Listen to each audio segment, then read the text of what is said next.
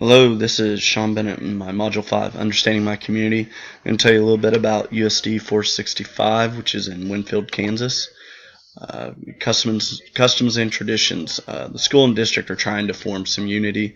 I feel as a kind of a new guy to the district, the last 2 years when I've been down there, I feel like you can tell that there's some uh, people going different directions, and they're trying to form one cohesive unit.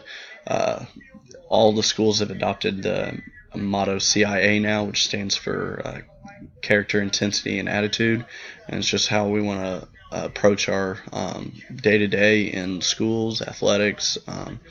Just we want our culture to be about. So we have CIA classes in the high school and the middle school, which are kind of our study halls, but we also incorporate some material in there that's talking about character, ways to go about things, being respectful, stuff like that. So uh, middle school athletics, I don't feel has a community feel. Everybody's kind of out for themselves right now.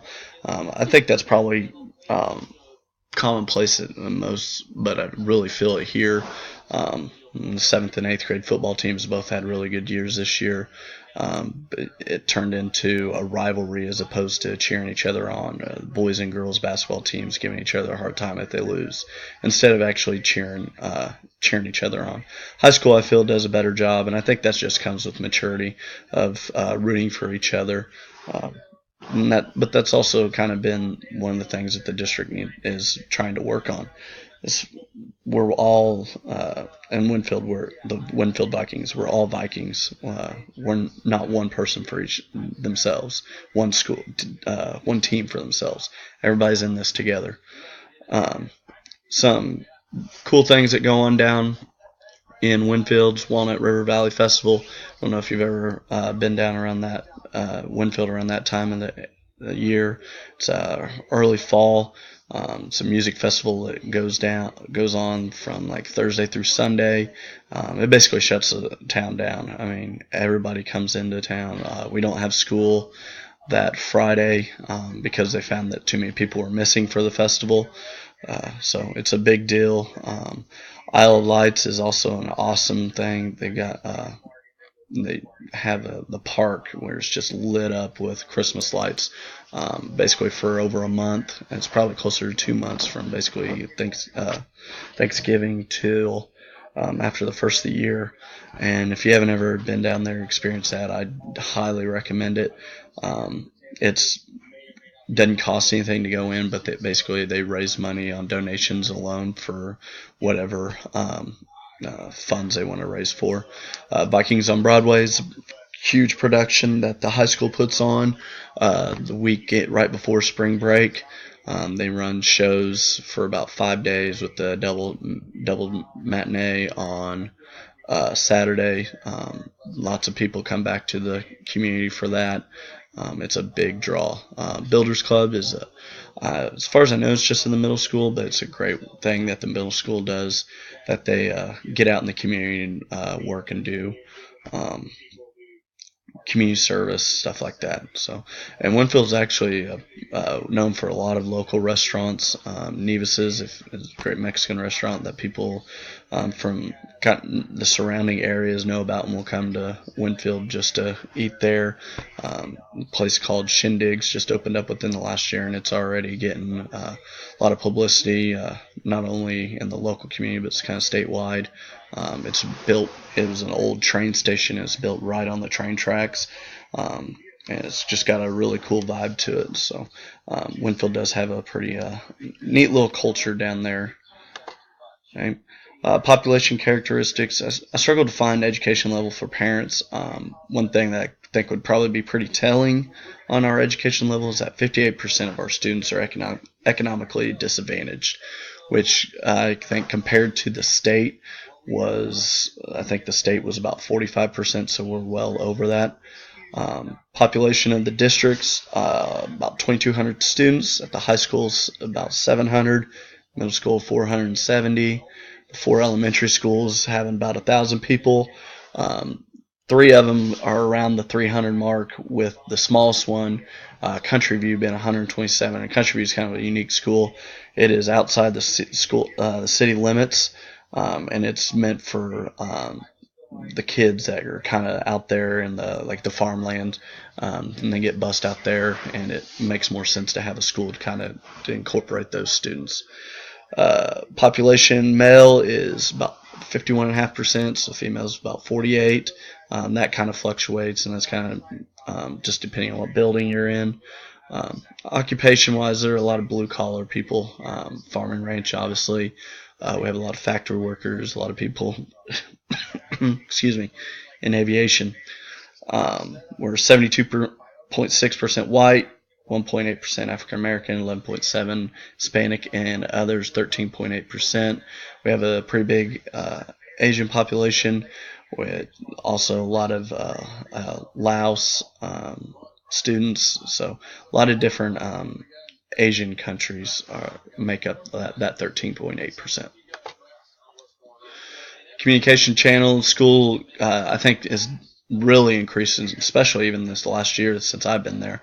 The way they communicate with parents, Twitter's used, Facebook, text, phone. I even email and district site. I even think they sometimes are overboard with. They'll make phone calls to remind parents, hey, you don't have school tomorrow, and it's kind of an obvious day you would know that they wouldn't have school, or hey, school starts back up tomorrow.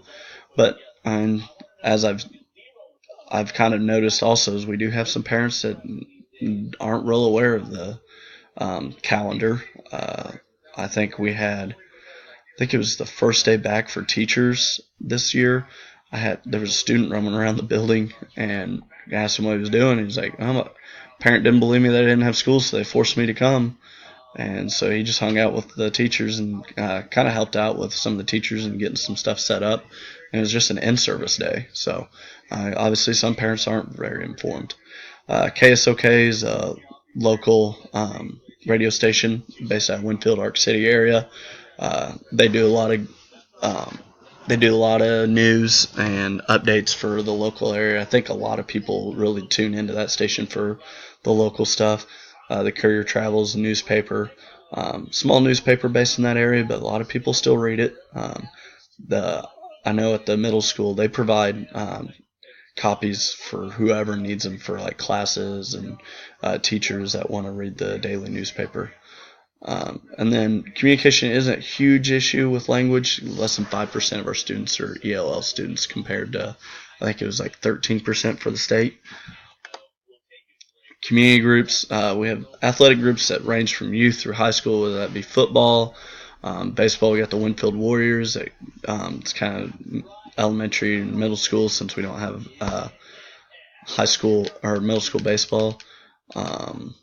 You have band and choir as they kind of grow through there, and Booster Clubs does a great job for all of our community groups, and all of our school athletics and extracurricular activities. It's a group of parents primarily that work their tails off to provide the teachers with what they need and coaches with what they need. Leadership's pretty typical of public district. I'll start with the school board. I have that flip-flopped on the screen there. School board, superintendent, down to the principals, athletic director. Community leaders' characteristics. Basically, they're going to establish the mindset, direction for the district, schools, leadership, staffs, and students. Our current superintendent is very accessible and known in the public, but he has actually accepted a job at Southwestern College, which is based in Winfield as well. And so we're currently going through the hiring process of a new superintendent, which is kind of unique. I was in the Wichita Public Schools when they hired their current, and it wasn't near as broadcast of a process. Our district's doing a great job of trying to involve everybody in the community, the schools. They made an announcement who their finalists were, and actually the last finalist is in the schools today, taking tours and going through the last part of the interview process. But each day that one of the finalists was in, they blasted the picture all over social media, their picture, and information all over social media, all over the district sites, letting people know who's potentially going to be in the school. Economic conditions, public school funded by the state, obviously. Fairly a large district, like distance-wise, that entails we need a lot of bus drivers. Talked about Country View being out there. We cover a lot of acreage outside of the school that we transfer people in. Sources of employment. There's a reason why people go to Winfield. There's several big corporations down there. GE Aviation employs about 750 people, and that didn't include their part at their branch at Strotherfield, which is the airport around the area. Creekstone Farms, 600 people. Rubbermaid's another 1,000. And then we also have a lot of people that are farm and ranch, and that's what their family does for their income. Like I said, once again, 58% are economically disadvantaged, so that's something that we got to take in account as a school district. Political structure, obviously being state funded, there will always be politics involved with that.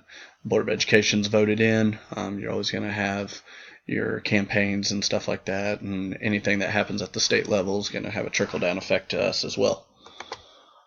Social tensions, economic issues with that big gap in the higher end of people with money and the lower end is primary tension. There's enough ethnic diversity that it does cause some tension, but I feel our students are pretty open to all students, no matter what their ethnicity or whatever their differences might be. Extra sources of information where I even got most of this information. You can get more information from Board of Education minutes that are published online. KSD East School Report Card, I think it's a really cool thing to look at for all teachers and administrators to look at what your demographics for your school are if you don't know. Our city website had quite a bit of information. I thought it was kind of unique, though, that when you went to look at demographics and you clicked on it, it took you to a Wikipedia page. As we all know, Wikipedia can kind of be adjusted, and it's not going to be say all in what you want for information. Power structures, typical public school power structure. Parents obviously are going to want to say in their children, so it's all obviously finding a balance between incorporating those parents' ideas and not. You obviously want to listen, know that they have a voice, and know that you're concerned about their children. Sometimes their ideas might not be the best for what the direction that you want to go, though. Multicultural issues. We obviously, I think all schools want to try and welcome all cultures. We want to make them feel welcome. But we still want to establish a culture within our schools though for all of our students. And I talked about that a little bit with the CIA.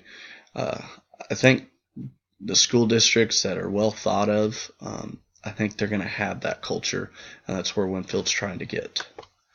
Power structure, as we previously stated, top-down, Board of Education, and they establish it and it trickles down. Measuring public opinion, surveys are done yearly, and administration reviews those and then makes decisions off of that.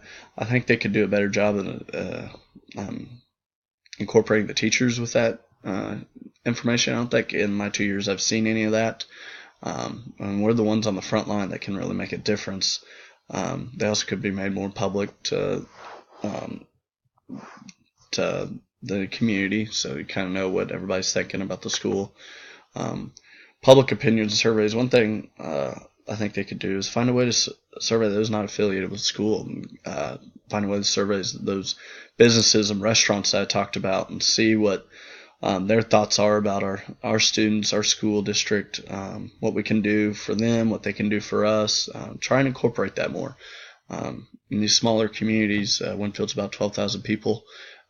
It's important to kind of get everybody on board and on the same page. So I want to thank you for taking time to listen, and have a good day.